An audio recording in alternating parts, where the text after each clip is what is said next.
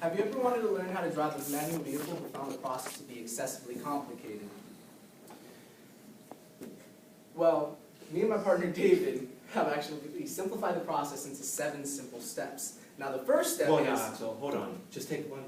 Please, after you. Give me a spotlight for 1 second. All right, the first step.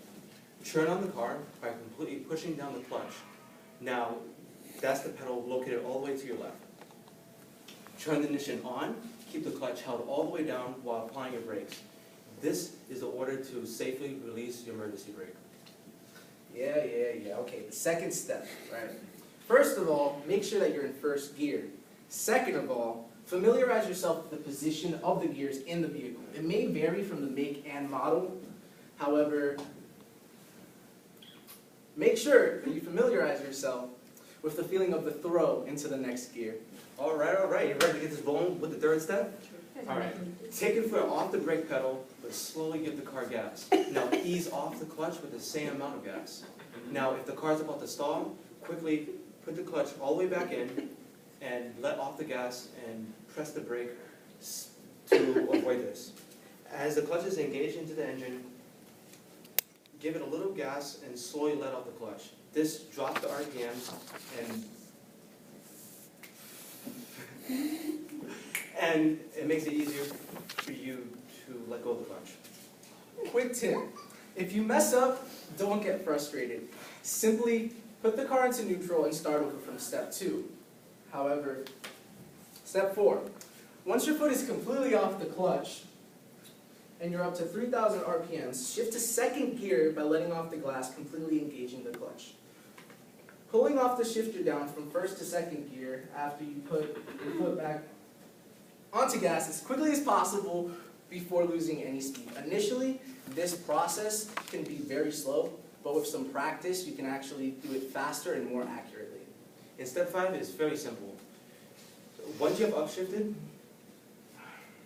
let off the clutch and slowly start to give the car gas. With this process, it will do a smooth transition between gears. Repeat this process to get up to the speed you want. A quick tip is, there's something called riding the clutch, and this will save you a lot of time and a lot of money in the repair shop. Riding the clutch is where you hold the clutch when you don't need a shift or a brake, and this causes the gears to grind. So when you try to shift, it doesn't click, and that's really, really bad. So, to reduce your speed, you may need to downshift. So in order to do this, first brake a little bit and engage the clutch. And then shift to the lower gear, and before you release the clutch, start easing onto the gas to match the RPM of the lower gear. You do not need to downshift if you are only slowing down a little bit. However, you do need to maintain a speed that matches the gear that you are in. all right, to wrap this all up in step 7, you shift into neutral and you move. In order to stop the car completely, you shift into neutral and you move the shifters from side to side. You got this. Okay,